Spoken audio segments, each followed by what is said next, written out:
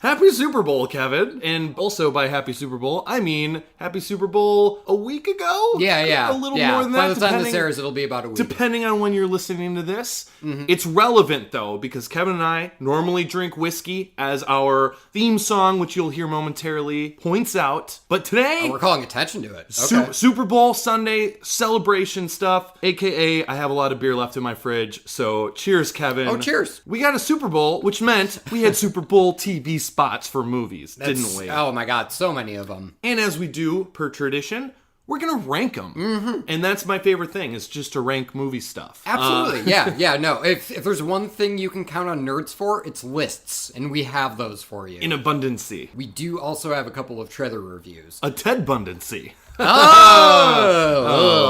a serial killer. Oh, too soon? All right, so we're also going to be reviewing Extremely Wicked, Shockingly Evil, and Vile, which is just far too many adjectives. So to counterbalance that, we're also going to review Shaft. Shut your mouth.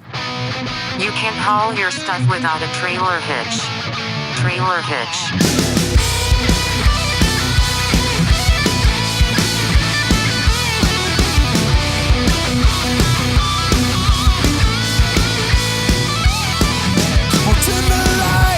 Grab a seat, pour yourselves a whiskey neat. It's time to judge the shit out of these future releases by the movie trailers.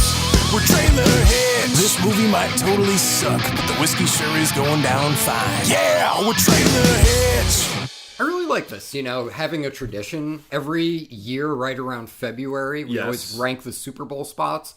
And every year, right around February, we also alienate all of our Boston listeners. Hi, welcome to Trailer Hitch. Welcome to Trailer Hitch. I'm James. I'm Kevin. Welcome to Trailer Hitch. We rate and review movie trailers on this podcast. We give trailers a rating on a scale of need to see more, or never need to see. That's right. James and I both like the movie. Go out, see the movie, report back to you guys in a segment called Trailer in the Rear View, in which we review the trailer and the movie in retrospect. You nailed it. That's correct. Before we can get to reviews, we do have something really important to do. Wouldn't you say, James? I think it's very important, yeah. We're going to be doing a trailer tune-up. Dun, dun, dun. A trailer tune-up is when we take a trailer for a movie that we've already reviewed a trailer for. Yeah. Now, usually, James and I will take a look at something that we've given a need to see more to, because as we said, we wanted to see more. Now, tonight, we actually have a rare occurrence in which we are looking at a trailer to for a movie whose trailer we've already given a need to see to. Across the boards. Across the board. Yeah, we were pretty excited about it.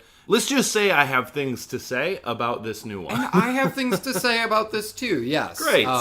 So the last time that Pet Semetary's trailer came into our shop, we slapped its bumper and we wished it its best. Yep. And now the trailers come back into our shop. Perhaps it's just for an oil change? However... You still love me, right? Let's get into it. Let's find out how. The Pet Semetary. Those woods belong to something else. Something that cat was dead. that brings things back. But they don't come back the same. All right, well, let's just dive on into it. Sure. Based on our inspection here, this is basically Hereditary now. If you don't even know what we're talking about right now, we're about to explain it to you. So, Pet Semetary, it's a cemetery that children made on like a ancient burial ground to bury their pets in, that brings their pets back to life. So now we get a little bit more.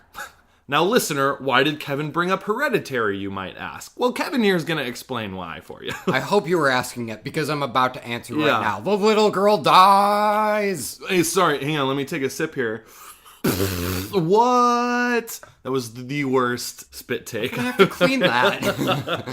That's part of my deal to come and record here, is I have to pick up after us. And here we go, to save me. Yeah. Because I'm stumbling. I mean, when we brought up the first Pet Semetary trailer, we remarked that it shared some similarities to what we affectionately refer to as hipster horror, like Hereditary and like The Babadook, Yeah. And we thought, oh man, this is really cool, because it seems to be mixing the two kinds of horrors, like kind of the more classic, "Woo, I gotcha" horror, and the more slow burn, atmosphere-driven horror. And now with the little girl dying... So this little girl, the daughter of Jason Clarke, gets hit by a truck. Smash cut to funeral, Jason Clarke crying. Yeah. So with the information that we've been given, these children bring their dead animals to this cemetery to get brought back to life. He knows this now, and guess what he's going to try with a human being. And John Lithgow's there to be like, dude, that's not a good idea. He's in this weird position where he starts by saying, this is what happens at the Pet Semetary. And then after the guy's daughter dies, you feel like John Lithgow would show up to be like, what I said wasn't true? Like, maybe he would try to do some damage control, but instead, Jason Clarke just buries his daughter in here. And John Lithgow went, shouldn't have done that. You're ruining this, like, super charming and wholesome Pet Semetary that was never at all creepy. Now you're making it creepy. So that's the setup we get. So that is the connection to Hereditary, because, spoiler alert for Hereditary, the daughter dies in it at, like, 30 minutes in. That said, I think what I liked about the trailers for most of those hipster horror movies is they didn't come right out and say that the little girl dies. No, not at all. That is a bold tactic. And do you think that worked in this trailer? Not really. As soon as we got to the smash cut of the casket being lowered, I went, oh, fuck, I really wish I didn't know that. Too much information. Yeah. Like, this would have been really effective, impactful watching it in the context of the movie. Let's say that the little girl dies, let's say, around, like, the 20 to 30 minute mark. Yeah. Even if that is the case, if that is the driving force of the movie, again, because that first trailer did such a solid job of hiding it, I really wish I didn't know that. I would have really enjoyed watching these surprises in the context of the movie. It definitely set it apart from the first trailer. And it's very interesting. It's a weird conundrum, because I'd probably look at this and be like, oh, that was a really good trailer. But thinking about it as companion pieces, it's like that first one, again, was enough. For me, I'm so torn, but I am changing my rating to a need to see more now, based off of this. Go for it. We also get John Lithgow's character fucking getting attacked by children. I don't want to denigrate the other tendons, but the tendons in your ankle are, like, really important. The Achilles, right? Man. That's what that knife was going for? I assume, anyway. They cut away, but you hear a slice. Yeah. Oh, they cut away. Oh. There we go. It's incredibly effective. Yeah. But again, as soon as it happened, he tumbles down the stairs. Yeah. I feel like I shouldn't be seeing this yet, though. Yeah. I feel like I should be waiting for the movie proper. Yeah, this is why I'm so torn on it, though. There's sort of a lose-lose situation for me with this one. Because if you give me another trailer and it's just more of the same of this, it's just further proof that you showed me too much. Yeah. And now you got nothing else to show me. So I'm upset in that regard. But if you give me another trailer and it has something more in it, I'm going to yell at you again anyway for giving me too much away again. So it's like it's a lose-lose situation for these guys. I kind of feel bad for them. Let's just hope there are no more trailers. We don't want there to be any more trailers. So basically, just give up, Pet Semetary. Just give up. To be fair, the movie comes out in April. You don't have to wait too long. Maybe just show the first trailer in theaters. Yeah, I mean, it's a need to see more now for me, too. I mean, like... Interesting scenario. This is a first for us, I think. Yeah, bear in mind, there's still really great things going on in here. I think that all of the performances look really strong, too. I think at this point, we're definitely forgetting about the mom character. I mean, that one scene, though. With her. That's fucking dope as shit. Yeah. Give your mom a hug. Awesome. But that said, man, this does give far too much away. Yeah. Yep. So there you go. Yeah, it's a shame. Let's send this need to see more on its way out the door. Yeah. And maybe we'll see it again if it wants to get berated by us. Kind of hopefully not, but maybe we'll see it again. Not that I won't see this movie, but it's one of those things where we're judging the trailer on its merits. I think it would be really interesting to do a trailer in the rear view on this. Once it comes out, for us to sit down and be like, did that second trailer give away far too much? Or did we still enjoy it? But before we see that, we got to get to the Super Bowl, baby. That's right. Are you ready for some football spots, James? Hit it to me, man. Kick her off. First one is Avengers Endgame. And it's a good one to start with because it was the first one we saw of the night, I believe. Yes, it was indeed. like, oh, by the way, here's one of the biggest movies of the year trailer coming out. Some people move on, but not us. What did you think? I mean, like, there really isn't too much there. I mean, like, we're mostly just focusing on a lot of empty spaces. Yep. Quite literally. Yep. Like, we get that stadium that's mostly empty. We get the Statue of Liberty. Ellis Island, a little look- empty. Just half the population of the universe left. Give me yeah. you're tired, you're poor, you're sick, and you're Ashes. brooms. Yeah, I mean, like, that's our first one. We get a little bit of VO from Captain America saying something to the effect of some people move on, but not us. Which, let's be real, that's like the best distillation of a Marvel fan. Like, it's, Sure. it's you know, a decade of movies, and Yeah. we're still fucking here. Yeah. We're still gonna do this. Yep. Yeah, it's real bare bones. Is it a 30-second spot, I believe? 30, yeah. But it's just another peek at how people are handling this situation. Obviously, this implies more that some time has passed since Infinity War. People are gathered around and trying to make sense of all this. Thanos is and- looking at a super long sunset. Yeah.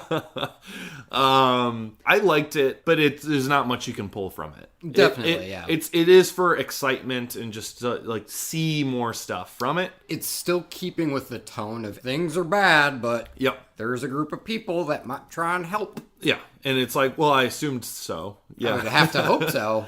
Also, lastly, I know everything turns out fine because Yeah. Spider-Man. Yes, these are giant franchise properties, and I assume there's going to be sequels. But when you have shown me visually that things are A-okay and everyone's hunky-dory, like we saw Spider-Man disintegrate, and now we see him just like fine going on a class trip. Far From Home might take place in between Homecoming and Infinity It War. could. Yeah, the bus that we see Peter on at the beginning of Infinity War is the bus ride back from the airport of Far From Home. God, not a moment's rest for that poor Ties kid. in perfectly.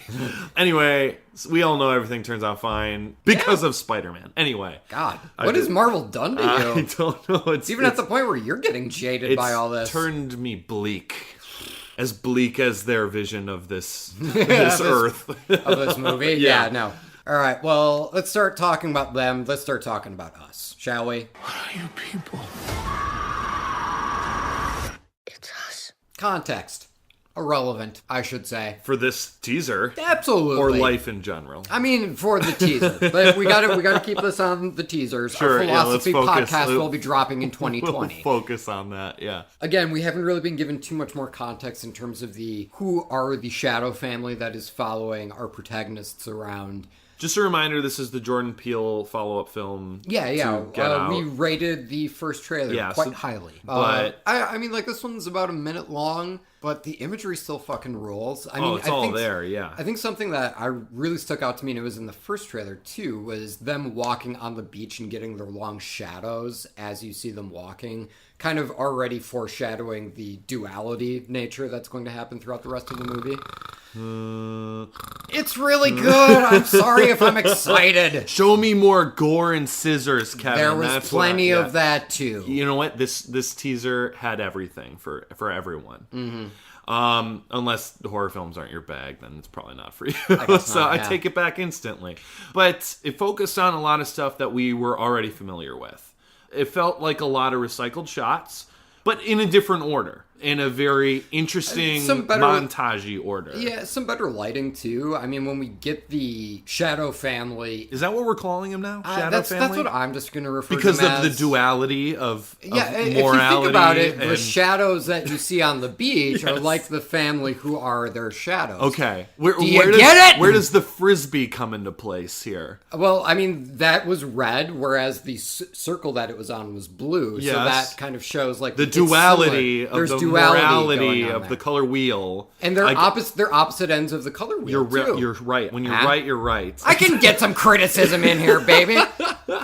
So sorry. Yeah, but I mean, we Shadow got Family. we got some better lighting with the Shadow family. Yeah. Because then that first trailer, when they said it's us, I just kind of had to take the kid's word for it. You count them real quick. Yeah. You're like, well, the number lines up. yeah, exactly. The number matches up. The heights are sort of This there. this Sure. time the lighting is a little better, so it's like, oh yeah, that's absolutely. see- That's definitely the Pita Nuang. Yeah, you can see they are clones essentially Yes. or alien shapeshifters. We're not really sure yet. Anyway, yeah, no, solid, very solid TV spot. It got me hyped. and I was amped up with it. Now, before you move on, James, what was your favorite metaphor in the Us TV spot? The scissors, meaning you gotta cut ties with your bad self. I don't know. Well, we're going to cut that and go right into our next TV spot, which is for Fast and Furious, Hobbs and Shaw. You have to work together. No way. Listen, before we get into this is the movie I've said I've wanted since Fast 5. Because The Rock is basically the live-action version of McBain from The Simpsons. Where he's just this unstoppable Especially badass. from that franchise. Yeah. Not just The Rock in general, but Yeah. I honestly haven't seen one since 5. 7's a lot of fun. I 7 is know, the one I where The know. Rock flexes out of a cast. Out of a cast. In the 7th movie, he literally drives an ambulance into a helicopter. Helicopter blows up. Ambulance crashes. The Rock punches his way out of the ambulance, picks up a Gatling gun, and walks off to somewhere. Anyway, Hobbs and Shaw. Hobbs and Shaw. Kevin has been waiting a long time for this movie, and here you are. What say you? I liked it. They spend a lot of time establishing our villain in Idris Elba, and he's quite literally bulletproof. He's the bad guy. I mean, He says says it. Yes. So, Is there a metaphor here? Maybe, hang on, I can try and make this work. Idris Elba is bulletproof, which reminds us of his ethos, which is, I'm you not should doing do this. a college course on the Fast and Furious movies and the metaphors. I mean, there's fucking, such. how many of them now? 9? This will be the 9th movie in the Fast and Furious franchise. If you can't bullshit 3 Yeah. months out of that franchise, Yeah. what are you even doing? So this TV spot was interesting because they are literally bringing in like superhuman stuff into it. Like Idris Elba is bulletproof. He can punch through metal. Yeah. He's like probably super fat. He's essentially Captain America. But Captain America isn't even bulletproof. Right. So he's better. You're telling me he's better than Captain America in the Fast and Furious franchise. Yes. Now, bear in mind, We've come a long way. We have. I was about to say, the Fast and Furious franchise kissed away believability a long time ago. Yeah. Though we've reached peak ridiculous in that regard, I will say there's nothing in this trailer nearly as funny as The Rock flexing out of a cast. It does get close. It gets close to insanity.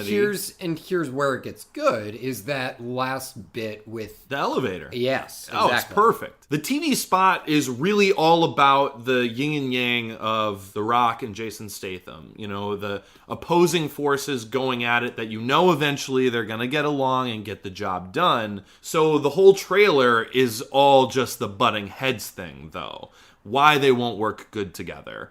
And then it's capped off with that elevator scene, which keeps the humor of that, but also shows them getting the job done, even though Jason Statham is more or less a spectator at that point. Yeah. We see them butting heads before they're officially paired together. And then we see them in perfect harmony throughout the carnage. Yep. And so to have that scene is a nice reminder of the fact that they hate each other is going to come into play during the action sequences too.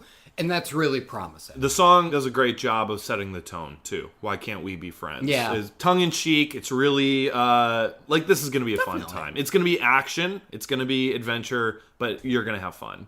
So that's what I liked from it. I liked it too. All right.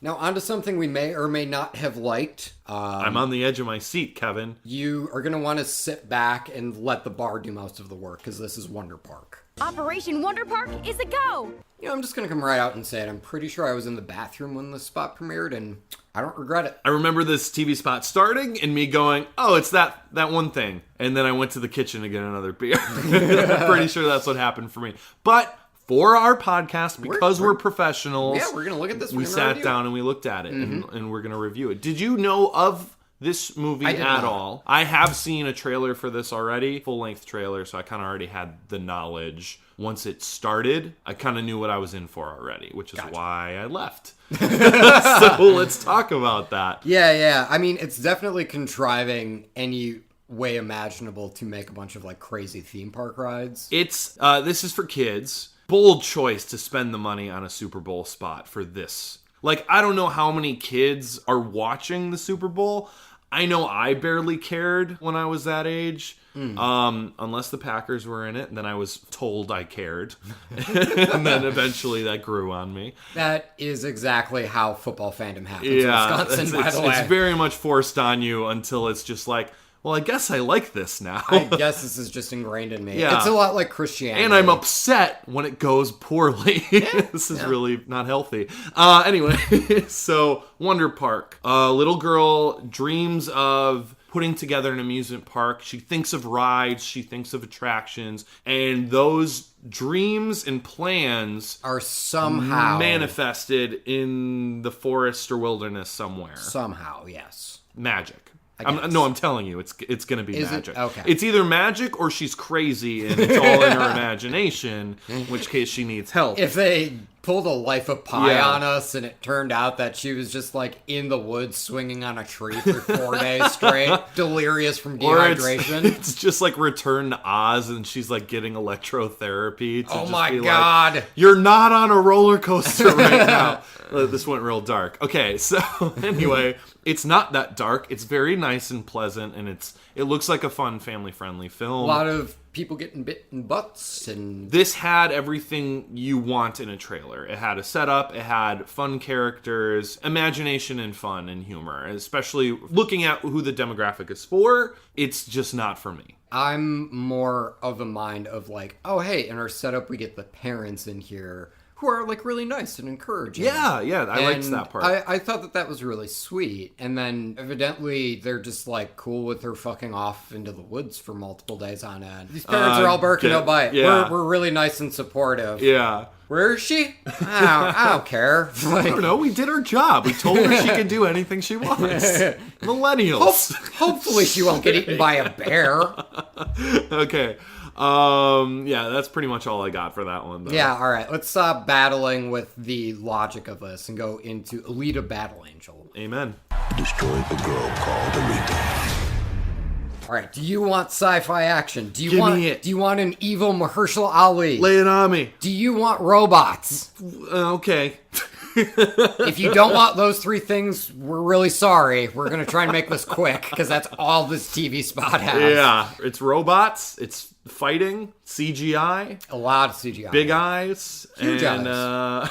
title card. Alita Battle Angel. It's a 30-second spot. If you knew nothing of this movie going into this TV spot, do you think this gets you Fuck excited, piques your interest at Yeah, all? I mean, like, there's really nothing in here to actually connect with. I didn't really connect to the action because it is so CG heavy. well, and it starts right away. Yeah, it's yeah. just like, It's oh, just- here's some action for you. And you're like, oh, okay, why? No context? All right. Yeah, we're just jumping on into it. They really focus on Mahershala Ali, but any positive attributes I have are more so to the actor than the character. Because right now I just have a dude with super small sunglasses that laughs. Yeah. Well, he's got a good villain monologue too. He's like, I'd rather be king of hell than serve in heaven or something. Sure. Which goes into, because angels in the title, there's probably metaphors and the type of shit Kevin eats up. That's my territory. You back the Oh, sorry. fuck off. My bad. So, were you getting there? No, fuck no. No. I completely missed that aspect of it because it was just like guns, sword, Mahershala Ali, sword, guns, and then that was the end of it. This was definitely supposed to be a hype thing for people who already knew about it. Yeah.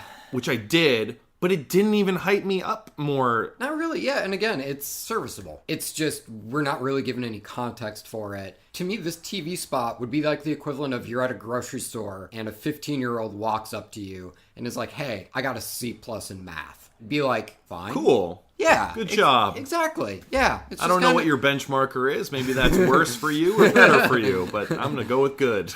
Just like a pat on the head and say, where's your mother? Yeah, that's how I felt about this too. Well, let's see if this next trailer gives us something to marvel at.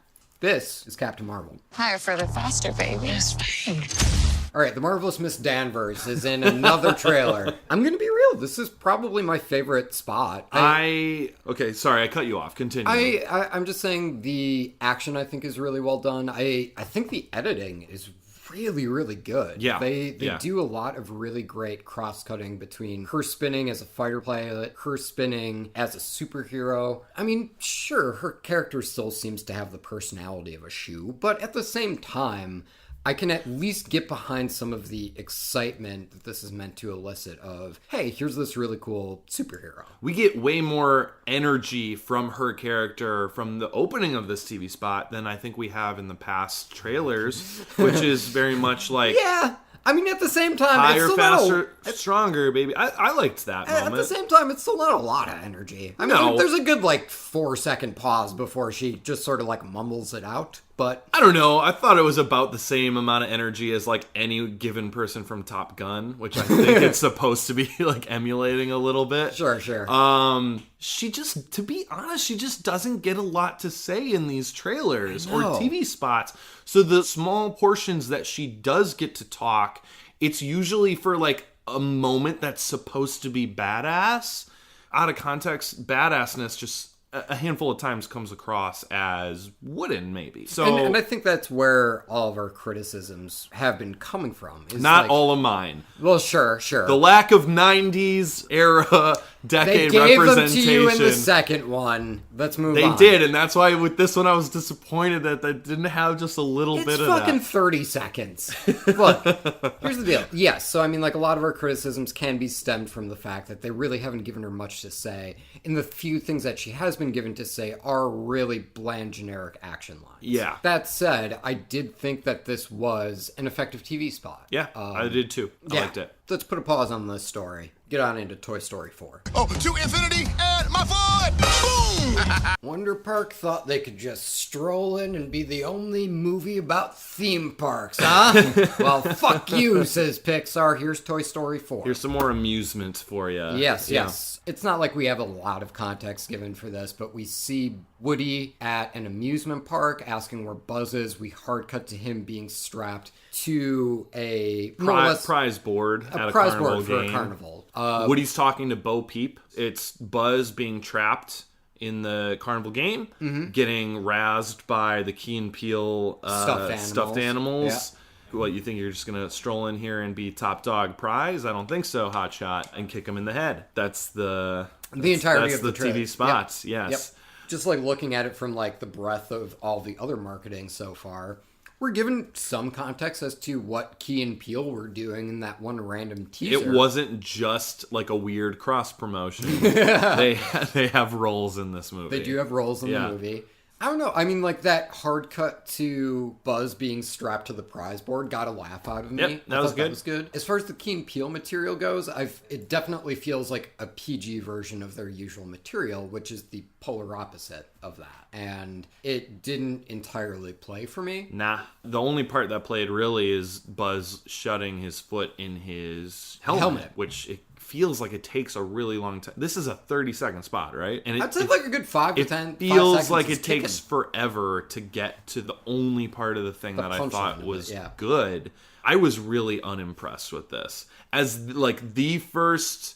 It's first footage we're seeing from the movie. I was really unimpressed with this. It felt because they were doing Toy Story short films. In between other Pixar movies, it's Toy Story Terror Nights or something like that. It was a Halloween-y little short film with the Toy Story gang. It felt like that's all this was. Yeah. It didn't feel like a motion picture event, Toy Story 4. And I feel like the first footage we see of that should have been something with that much gravitas, So it didn't really get me excited for the movie at all. And that's totally fair. So I guess the ruling on the field stands, though, if we were to say which is better between the two theme park kids movies, I would still probably say Toy Story 4.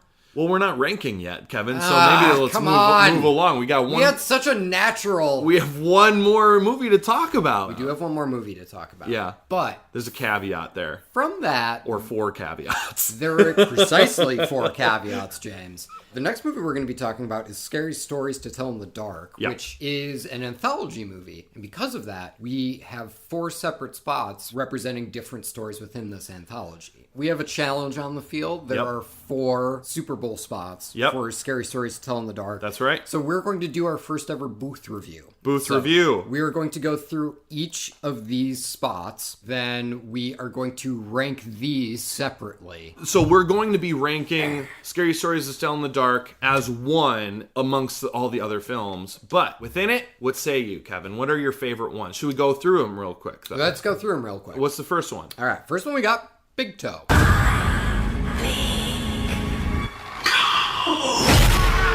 So that is some creepy monster lady missing her big toe. She's asking where her big toe is. There's a gentleman hiding underneath the bed, and then She walks right up to it. walks right up to it, and But he's then- like, "Where's my big toe?" Yeah. Guy gets pulled Into the somewhere. darkness. Into the darkness. Yeah. Yeah. No, wasn't really feeling it. I like this one. Oh, This did one, you? Yeah, set a creepy tone. Didn't like see where it was going really until the end, obviously, because you set up the threat as in front of the kid under the bed and he gets pulled behind him, so that was kind of fun.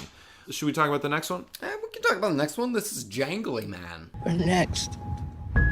We're next. Yeah, I mean, like, a lot of it is very montagey. We get a shot of a bathtub. We get a guy who kind of looks like the lead singer of the Arctic Monkeys. And then we hold on a door for a couple of seconds, and then said Jangly Man Yeah, pops it's on like in. Arctic Monkeys guy is definitely like a Letterman football jock, though. He's like wearing yeah. a football Letterman jacket, staring off at something scary, reverse angle of something scary. Yeah, this one I liked. Yeah, I like this one. Yeah, the Jangly Man, I bet it looks good on the dance floor because on screen it was pretty effective. I Yeah. thought that it looked pretty cool. Yeah, cool design of the creature too. Once the door whips open, I was just like, "Whoa, what is that?" Exactly. Yeah, it's Jangly Man. It's very jangly. It turned out it was Jangly Man the whole time. The titular Jangly Man. Okay, so next one, number All right, 3. Next one, Red Spot.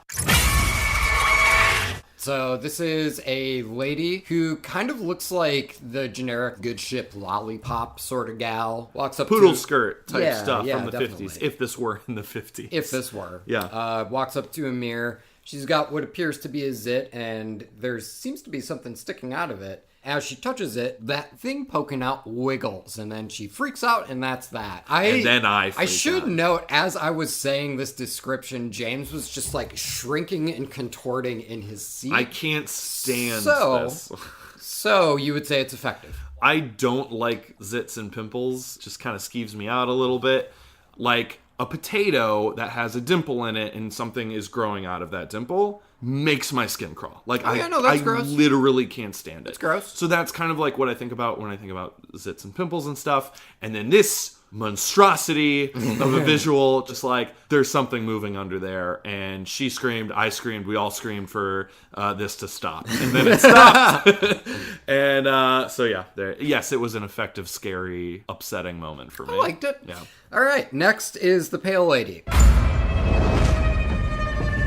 Yeah. So we get a kid looking down a long hallway, bathed in red light. Door opens at the very end of the hallway, and then a pale lady walks up. Yep. But she's a monster. And it does a couple jump cuttings. Yes, so yes, she yes. just like instantly is closer and closer without having taken a step. If you could say that, but more pretentious and talk about metaphors. I'd No, appreciate absolutely it. not.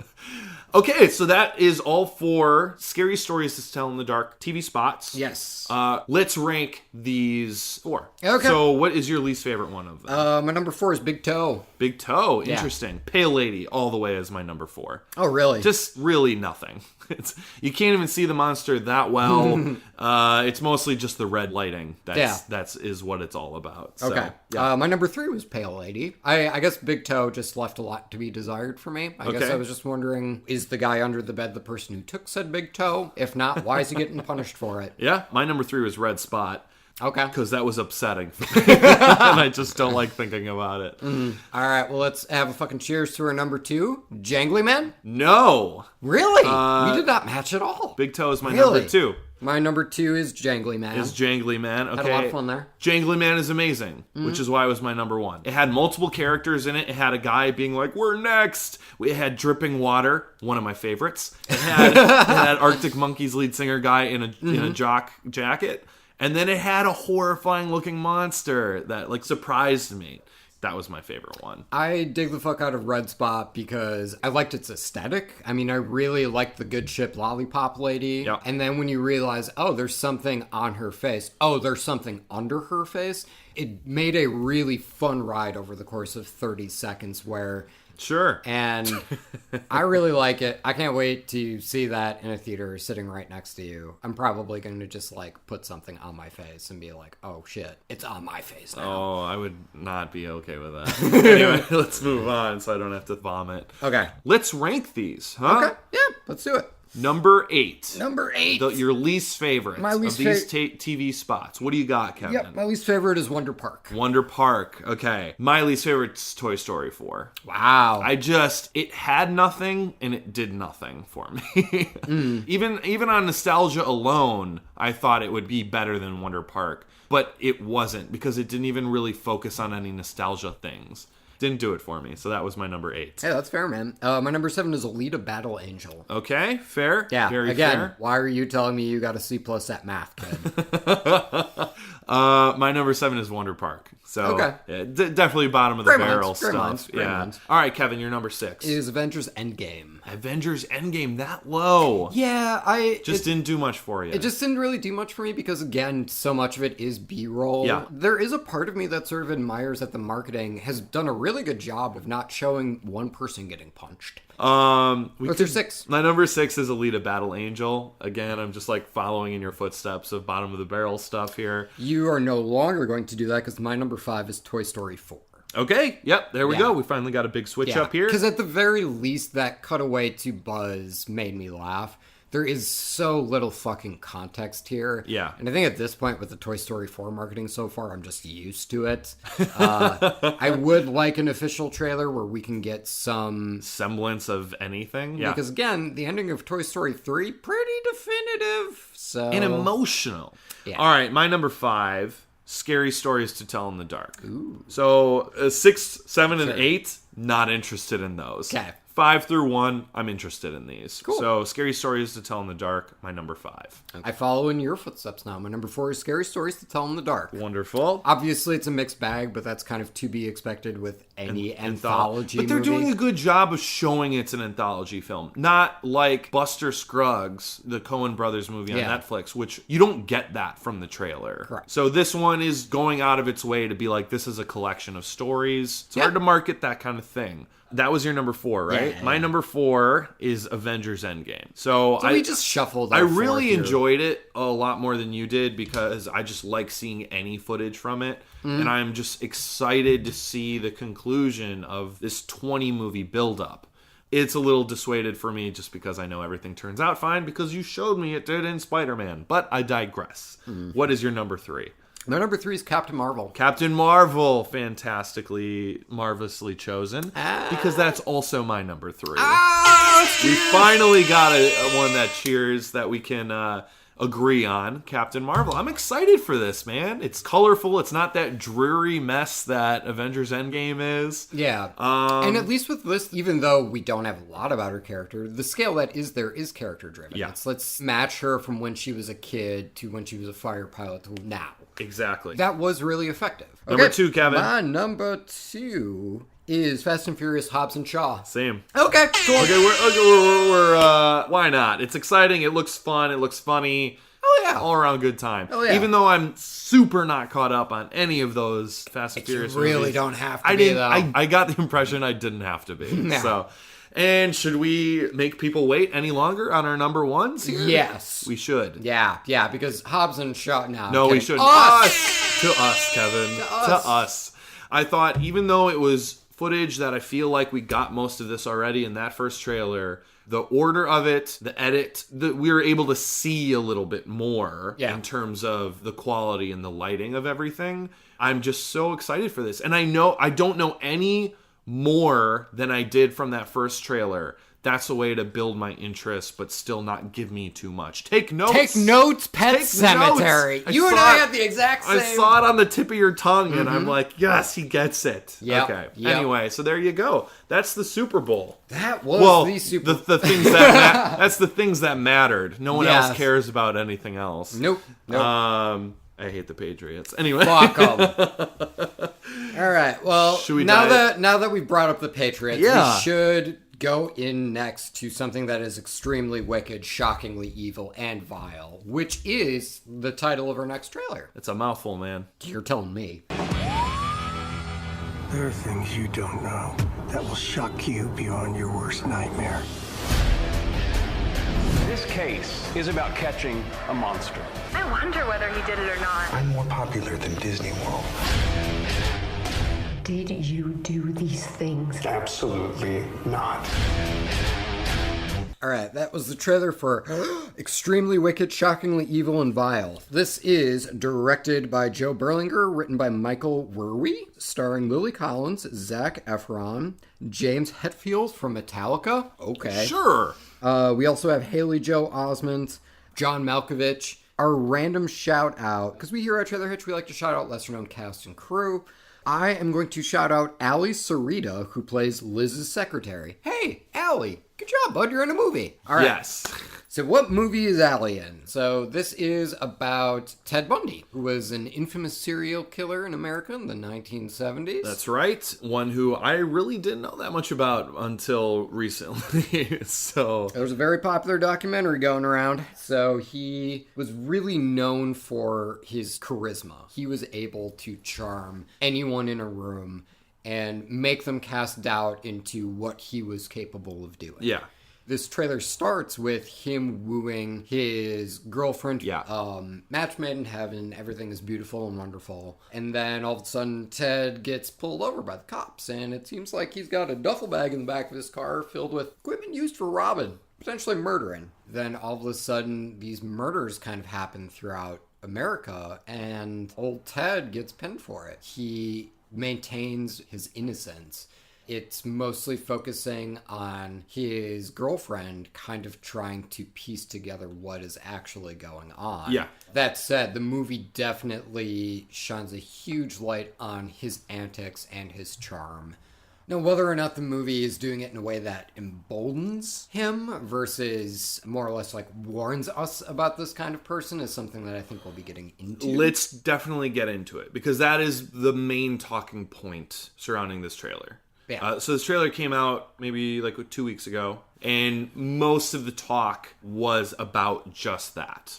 Does this cross some sort of line of being too aloof with how this movie is presenting Ted Bundy to people? Yeah, and I mean, we get one shot of Ted whacking a woman over the head with a crowbar. Yeah. And that's about it. Well, 2 shots. I mean, he swings it twice. It's one moment of violence. Yeah, definitely. But other than that, we're mostly just focused on his charm and his courtroom antics because he represented himself. He ended up... Oh, I'm not going to say how it ended up because you haven't seen it. Sure. Obviously, a lot of people know how this turns out because this is real life we're talking about. Also, not that long ago in the grand scheme of things. Nope. I'll definitely say, in terms of this trailer, tone-wise, I think we can agree that I, Tanya, has definitely held some... Oh my god. Sway. You know what? My brain never even went there. Yeah, that's an excellent comparison. Yeah, definitely going for that high energy, pop culture tunes driven style that I, Tanya definitely knocked out of the park. Yeah, I particularly don't think that automatically points to people maybe misreading him as a hero. A lot of people are concerned that this trailer paints Ted Bundy in a light where it's like, oh, people are going to idolize him, or people are going to turn him into romanticize, a weird folk hero. Yeah, that type of thing. And I just don't see it. I get that with the music. The music is definitely going for a fun vibe. That in and of itself is kind of a weird thing to say about something that wasn't that long ago, and it was about people who actually died and families that are probably still dealing with it. That's hard for a movie like this to be made and there to be an element of fun to it, of energy and pace, and that's probably hard for a lot of people. But, I mean, that's how you make an entertaining movie. It can't just be stuffy because that's just a documentary then. In which case, there are great documentaries about it. One just came out. I just argue to the people that say it doesn't do a good job of painting him as the villain. I say it does. It's the title of the movie, And arguably too long. In every title card, not the title of the movie, but Zac Efron is Ted Bundy type stuff. Mm-hmm. There was another card earlier who was just like, this guy is the most notorious serial killer, not convicted serial killer. Mm-hmm. He's guilty. As much as Zac Efron is telling us he's not, and there's like fun to the energy and edit of the trailer is telling us he's evil. Yeah, I wouldn't say that the style alone is enough to say that this trailer is emboldening and making Ted Bundy into a folk hero. If anything, it's using the exact same tricks that Ted Bundy used. Which is the point of the whole movie, probably. Charm the fucking pants off of us. He's a complete sociopath. Make us forget that this person is capable of incredibly heinous and gory, because the little I know about the Netflix documentary, they do not get into how bad his acts were. It's not focusing on that. You're right. It's more focusing on no one believed this, because this guy was just clean cut, average, clean cut, charming, white American male. Yeah. And good looking. He was in politics and in law, in psychology. It's like literally everything about him pointed to, you don't gotta worry about this guy. Right. So yeah, I think it's important that the trailer encompasses that. But it did so in a way where it also told you, no, this guy's a monster. He's evil, and he's guilty. The trailer tells us that. I think I would have liked a little bit more showing us that. You know what I mean? Like, because that's fair. We get fair. Because it's mostly in titles. As you correct me,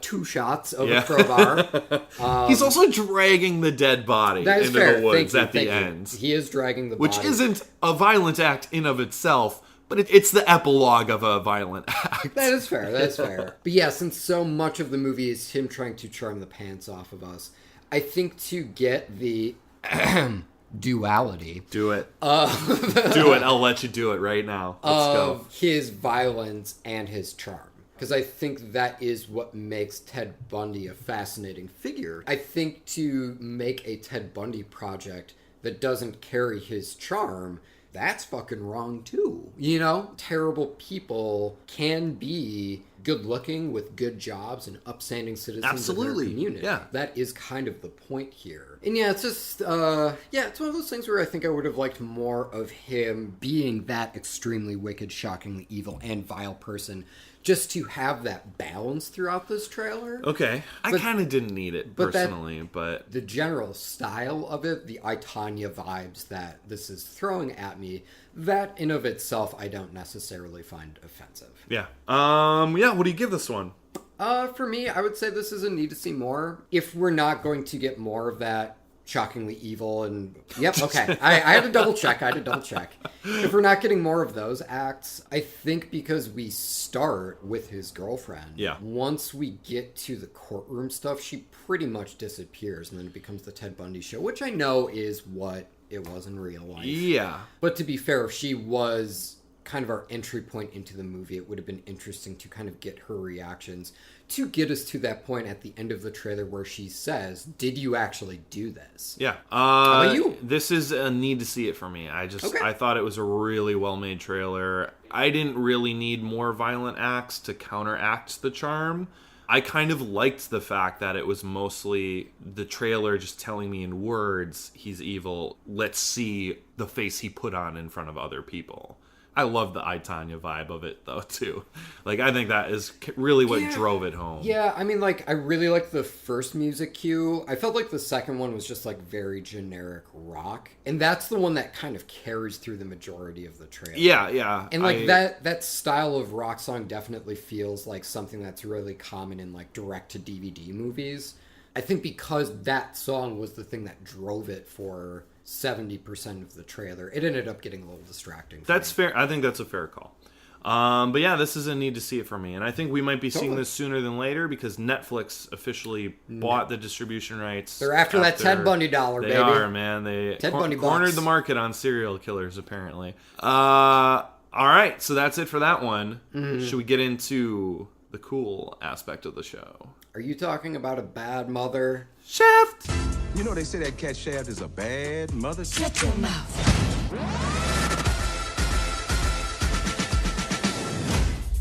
Damn, you back there having a knife fight? Oh, hell no, I shot him. Can you dig it? Kevin, I should have said shut your mouth when you said said that. something I you regret on a podcast. Join the rest of America, buddy. God, no, I can't edit it out. This is Shaft. This is directed by Tim Story, written by Kenya Burris and Alex Barno. This is starring Samuel L. Jackson, Regina Hall, Alexandra Shipp. We also have Method Man, Jesse T. Usher, Richard fucking Roundtree. Our random shout out is going to go to Rashawn Matthews, who plays the club patron. Hey, Rashawn, good job, bud. You're in a movie. Club patron. This opens up with a young gentleman knocking on a door. A voluptuous woman answers, asks what's up. Covered in glitter. Yep, this guy... My nightmare, asks, other than pimples. Sorry. Why are we are just diving into all your phobias. So, anyway, the young man asks for Shaft. Gun gets pressed to the back of his neck, and it's Shaft. Turns out, it's his fucking kid. Yeah. Samuel L. Jackson with a goatee covered in glitter. We get it. We see the connection there. Yes. He's a ladies' man. I ended up missing this, James. Is there something that Shaft Jr. wants other than to connect with his pops? They don't really set it up, but at one point Samuel L. Jackson goes, if you're going to be investigating this, I'm going to have to babysit you. Samuel L. Jackson breaks someone's arm, and then Junior's holding a shotgun like a noob, and he goes, oh my god. It's around that part. We don't really know what the mystery is or what the investigation is. Mm-hmm. But yeah, we just know he needs his dad's help. He gets it. And then Papa Shaft comes into play. Richard Roundtree. The original. I mean, the OG Shaft. I've never seen a Shaft movie in my life. None of his, and not the Samuel L. Jackson one. I remember the trailers, though, for that one, and going, this looks like something that would be cool if I was old enough to go see it in a movie theater. Right. Because I was definitely too young to see it, but... This one really got me, man. It's fun. There's humor to it. I think I missed that initial setup. And was like, I should go back and rewatch. But then by the end, I forgot about the setup because I was like, I'm having a lot of fun right now. Yeah. You're so satisfied by the end that you forget that you cared about a plot logic detail at the beginning. Yeah, totally. And yeah, I mean, the glass breaking gag doesn't really do a ton for me.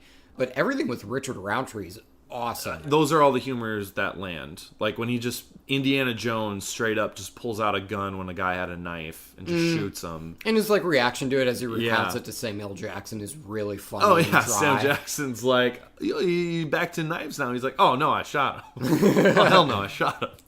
I like the new generation of Shaft. He's bumbling, but there's this moment in it when he shoots a gun. You can just tell that it must be in the genes of the Shaft men that if they just get a gun in their hand and pull the trigger, women are just magnetized. It doesn't matter how much of a nerd they are. It's like, damn. So that was kind of fun to see, too. It kind of poked fun at just ooh, I'm attracted to that person because they're a Shaft. Yep. Yeah, I get it. I mean, the bullet flying with Shaft written on it was... I don't think that's going to be in the actual movie. Probably not, but if it is... before the trailer, made me giggle. Yeah. I feel like any misgivings I have are just kind of more general. This feels like a studio comedy and it's really shot like one. So a lot of the lighting is just kind of flat. Yeah, and, I get that. But the writing, I think, is what's kind of keeping it together. Yeah. It's basically... in the charisma of the actors. Oh, 100%. Yeah, it's definitely the writers and actors. Regina Hall, she's absolutely hilarious. So I just... Yeah, and... I don't know if the age difference between her and Samuel L. Jackson makes a whole lot of sense. Because isn't Sam Jackson 70? He's 70. Anyway, regardless. She is far younger. Look, there's not that there's anything wrong with that. No. But at the same time, I think that might be kind of part of the joke. Part of the Shaft joke. I agree with you. It's got that studio comedy look to it. But I'm okay with that. I don't mind that. But this is a need to see it for me. This really surprised me. I was just Shaft, another Shaft movie. Okay, I'll watch this for the podcast. And I came out of it just really enjoying myself with it, so. I will give it a need to see as well. You will? Yeah. I did not expect that, Kevin. It was fun, right? It was ultimately just a bunch of fun. Yeah. And that's, I think that's exactly what I would want out of a Shaft when movie it can make you... I think especially to have all 3 generations of Shaft. That's in it. pretty amazing. And like that's when it became a lot of fun. Yeah. It would be neat if it kind of looked like a 70s blaxploitation movie. Yeah, that'd be pretty cool, except the 2000 Shaft was very 2000, though. And I think it is more so a marker of, like, no. I mean, like, the gritty film grain and all that stuff that categorizes blaxploitation was purely practical. Like, if they had better equipment, they would have made it look top of the line. You know what I mean? But that said, yeah, I definitely think there is something to be desired in the cinematography.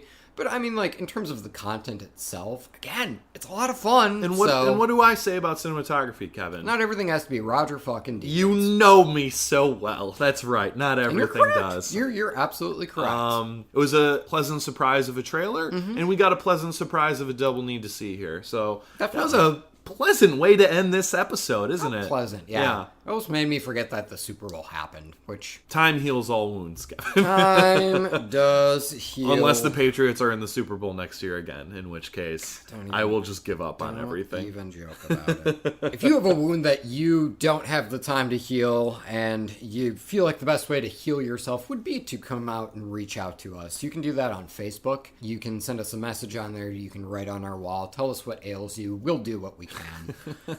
If you want to keep your ails short, you can find us on Twitter at Trailer Hitch Podcast. Otherwise, you can leave a comment on YouTube, but really that's more so just for your own amusement. If you'd like to go through our backlog, if you search Trailer Hitch Podcast, you can find us there. They're all there. They're all on iTunes, though, too, aren't they? Yes, they absolutely are, my man. And you can rate and review on iTunes as well, which we would significantly appreciate, because the more people do that, the more listeners we get. It's kind of a nice relationship we have. Please subscribe, too, because, I mean, if you are enjoying our show, if we provide even the smallest bit of entertainment for you, just subscribe, and then these will automatically be downloaded for you. They'll remind you when there's a new episode. When you subscribe through iTunes, you never have to miss an episode, because we're never missing an episode to provide to you. So you don't want to miss listening to it either. By the way, you can email us too at trailerhitchmailbox@gmail.com. You can also hit us up at Trailer Hitch Podcast on Instagram if you'd like to take a picture and send it to us. Otherwise, you can find a lot of really great updates on our Instagram. Wonderful social media manager running all of that stuff, Jennifer. Huge thank you to Jennifer Hawks. Yep. We would also like to thank Rachel Ashley for the dope cover art that you see on iTunes or on Instagram, or pretty much wherever we are. That's right. You can also extend a huge thank you to Danny Schmitz too, because he did our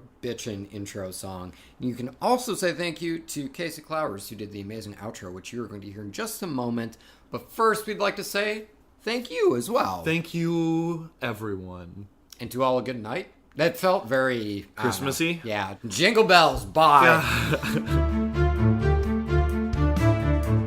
You can't mend holy sails without a sailor stitch, and you can't haul your stuff without a trailer hitch.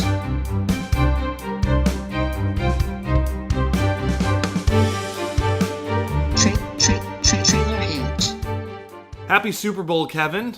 And by Was it happy? that I mean happy Super Bowl 2 weeks ago by the time this podcast comes out. Yeah, 1 week. About 1 week. Is it really just one? Yeah, math it. God damn. Okay, you know what? This is going to be the post-credit scene. Boom, done. First sentence, post-credit scene, blooper. It's a good omen to have your first sentence be the blooper. Isn't it great? It's getting the goofs out early.